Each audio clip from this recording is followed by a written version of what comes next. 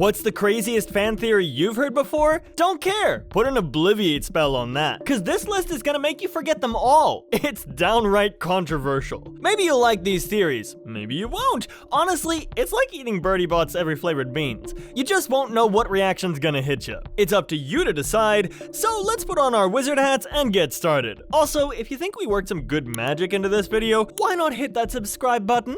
We'll start with the most straightforward one, the theory that makes the most sense. You know how Mr. Filch was always cozying up with Mrs. Norris? Well, cozying is an understatement. She was literally like his warm butterbeer on a cold winter morning. But there might be a reason for that. Fans seem to think that she was an animagus.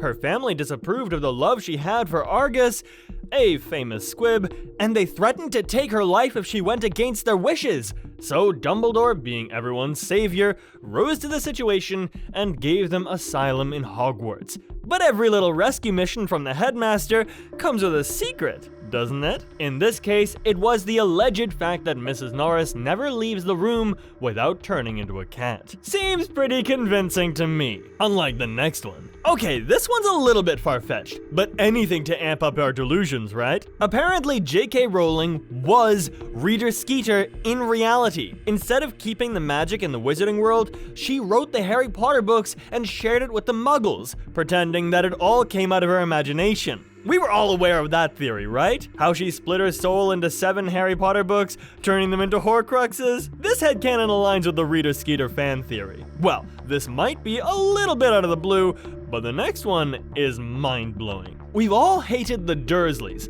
like, furiously. But this theory might make you change your mind about them. So, you all know the Horcrux has a kinda negative effect on people. We all saw it in the Deathly Hallows with Ron and the Locket, how it turned him into this blithering idiot who would be bothered all the time by the tiniest things. Now, think about it. Wasn't the same happening with the Dursleys? Harry was the Horcrux that barely anyone knew about. But this little secret might have affected the Dursleys' family far more than they realized. The question that stems from this is, Dumbledore obviously knew, so why was he so intent on tarnishing the Dursleys' name? Now, this one's a bit interesting, and a bit detailed too, so keep up and it won't sound like the History of Magic class by Binns. Remember how Voldemort carefully crafted that elaborate plan to get Harry to the final task of the Triwizard Tournament?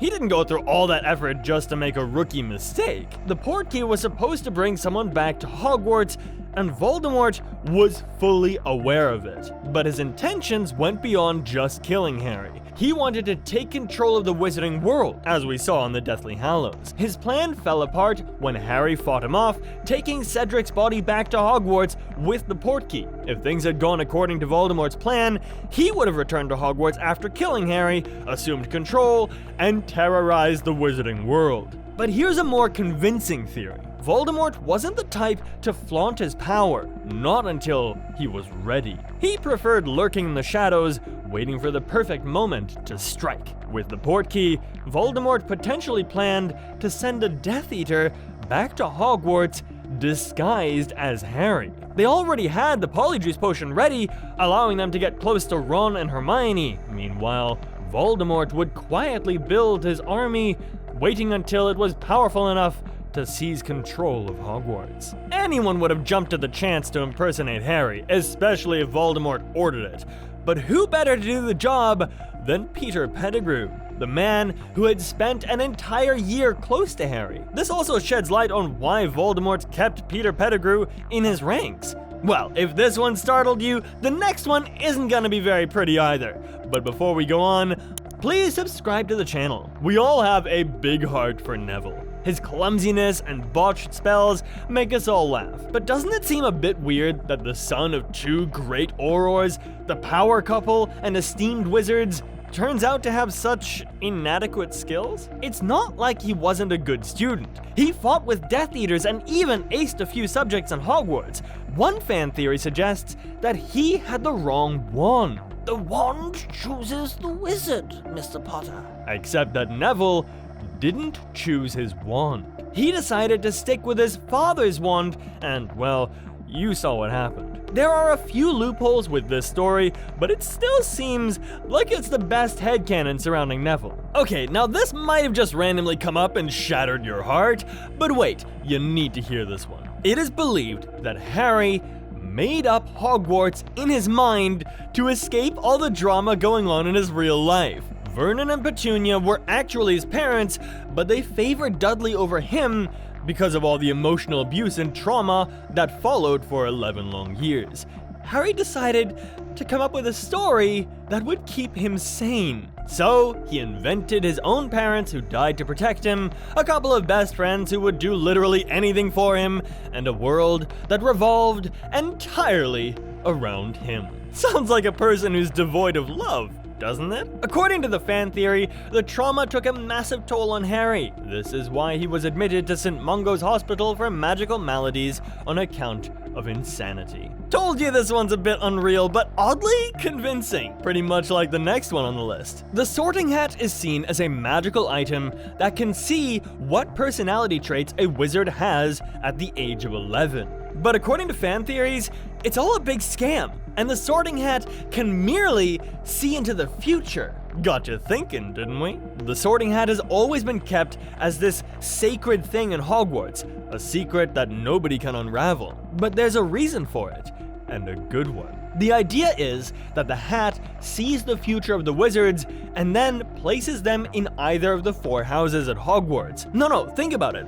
All wizards seem to be in the right house at the start, right? Take Neville, for example. He was clearly portrayed as a coward in the start, the wizard who was basically afraid of everything, yet he was put into the house of brave people. It's because the Sorting Hat saw his future. Take Snape, too. It wasn't like he wasn't brave or loyal. Boy, he was, but it was his lifelong ambition to love Lily.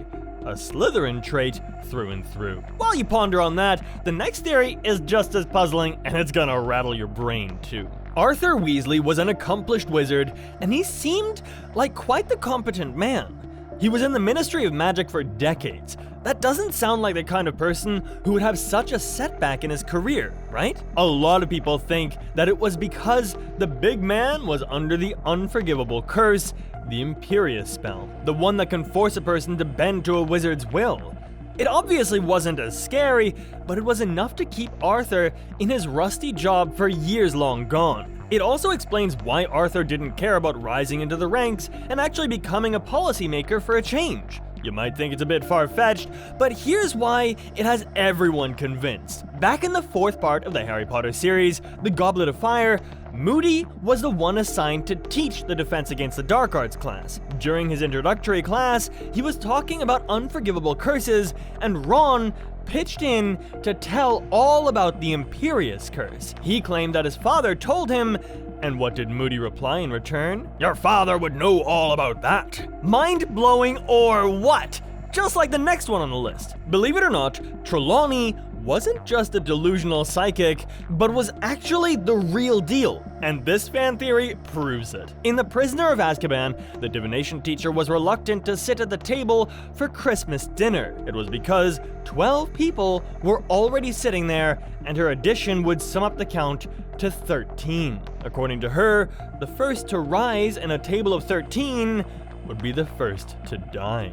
But it wasn't a table of 12. You see, at the time, Ron was carrying Scabbers close to him in fear that Crookshanks might attack him. In this case, Scabbers would have been in his pocket. Since Scabbers was actually Peter Pettigrew, an actual person, 13 people were already at the table. Wait, hold your breath. So, when Trelawney came to the table, Dumbledore was the one to rise up to welcome her to dinner. He was also the first one to die from the group. Trelawney wasn't wrong at all. In reality, her prediction turned out to be true. This one is just crazy and pretty close to becoming canon, unlike that next one which has been confirmed by Rowling. Amortentia is the potion that picks up on your favorite smells.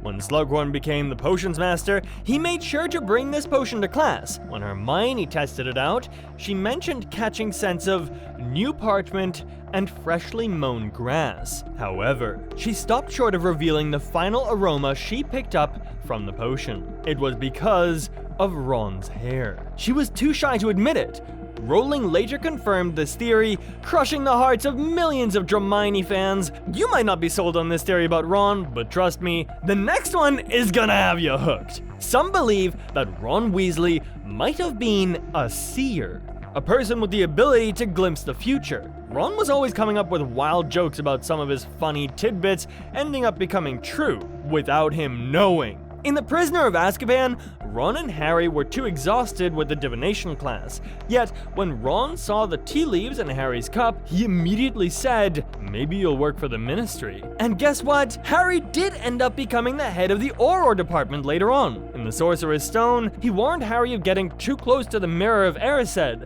claiming that he had a funny feeling about it. Well, you know what turned out. But wait, there's more! In the Goblet of Fire, Ron says, "I know Dumbledore's brilliant, but that doesn't mean a dark wizard couldn't fool him." Guess who fooled the headmaster?